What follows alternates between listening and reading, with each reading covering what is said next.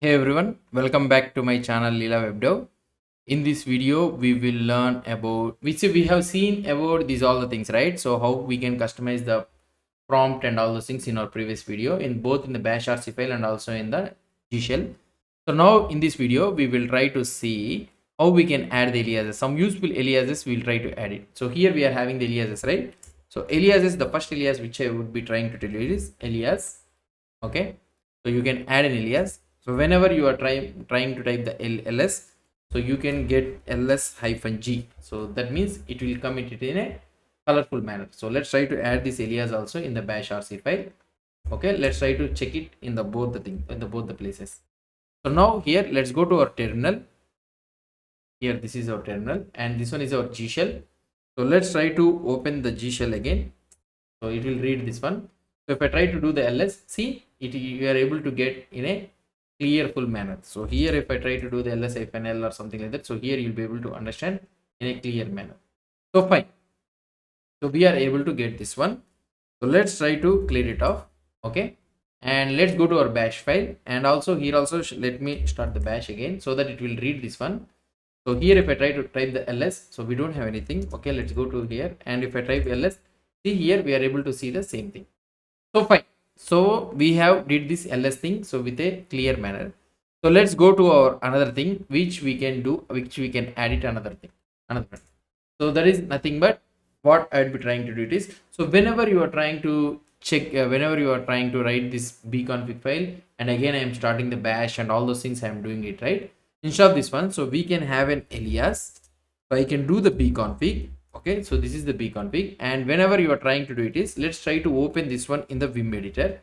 Okay, and here I can do something like this dot slash dot bash rc file. So I want to edit this one. So after completion of this one, so what I want to do here, I can do the source thing. So that means read the source file, and here let's try to do that bash rc file. That's it.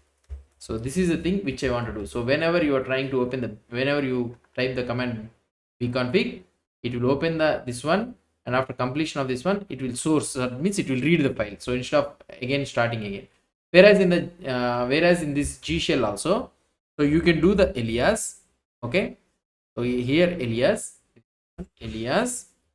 and zconfig. Okay, so gconfig is equal to, so here what I would be trying to do, so here I will need to open the vim, so slash dot, so here it should be space jdshRC file and ampersand. You can do the source, and also here it should be something like this, and here I can do jdshRC file. That's it. So let's try to go to our terminal. Okay, and here this time onwards what I will be trying to do here, so let's try to close this all entire terminal. I am closing this entire terminal, quit it. Okay, so terminate. So I will be terminate everything. So everything it is getting terminated, and here let's try to open the terminal again. Let's try to open the terminal. So here I am opening, so the running the profile z profile and all those things, it is running it. So here, so if I try to open the zconfig, so if I try to open the zconfig, let's click enter. See, we are able to check this all the things, and if I try to save it, so it will try to read the zconfig file. So the same thing comes the bash also. So here if I try to do the bash, so here you will be able to see, and if I try to open the bconfig, and here you will be able to open this one in the thing. So if you want another thing, something like, you can also use an alias, so zconfig, okay, code. So you can open it in the, you can open it in the code. So instead of this one, so you can use the code. So what is the file I want to open? So same thing, jdshRC file, and after completion of this one, so I can source this. Okay, so the same thing I can source this. So the same thing, so if I want to open this in the Visual Studio Code, so the same thing I can do like this bconfig code. Okay, instead of this one I can do, I want to open this one in the code. So that's it. So now let's try to do this one. So if I try to do the bconfig code, if I try to open it, so it will tell you that command not found. So if I open the bash, now it has read it. So bconfig code, if I try to open it, see automatically it has opened this, so it went to here. So in the same scenario, so if you want to open the G shell, so here if I try to want to do something like, okay, so let's open the G shell, and if I try to do z config code, if I try to do it something like this, config code, so now it will try to open the same thing in the Visual Studio Code. So these are aliases which will save you more and more time. Why? Because so automatically when you try to save it, automatically this one will be configured. So that is the main thing. Okay, so that is what which I want to do. So these are all huge time savers. So that is the one thing which you need to understand. So fine, so let's create some handy functions. So we have created some alias functions like the alias things, right? So let's create some handy functions so that you can use it. So here I have shown you some of the things. So if whatever the things you want to do, you can do it. So that is not an issue. So fine, so let's go on to the another one, that is nothing but functions. So let's say that I will have another function that is nothing but desktop. So here whenever the desk, if I try to do it, so I want to go to the desktop, so slash desktop, so I can have like this. So another one is, so I can have the current directory. So if I want to do current or otherwise curr current, so now here let's try to have cur. So now here I want to go to the my current directory, that is nothing but, so here it should be code slash node.js slash unix is our current thing which we will be trying to do it. So that's it. So the same thing you can copy in our G shell, and let's try to open the functions, yeah, here, and you can save it. So that's it. So now let's try to go to our G shell, and here let's try to type the desk thing. So if I try to do, oh sorry, desk, so it's telling it's not found. So let's try to open the G shell here. Fine. So let's try to have a desk. See, it went to the desktop. So if I want to go to the current directory, means I can do directly current instead of going to the Unix and all those things. So you can have the all the files which you have the thing. So if I want to go to the desk, means so you can have the desktop right like this. If you want, you can also have a desk also. So that's one thing. The same thing in the bash also. So from next onwards, when you log in with the bash, so automatically if you want to go to the desk, means you can go here, and if you want to go to with the current directory, means you can go to the current directory like this. So this will save you a lot of time.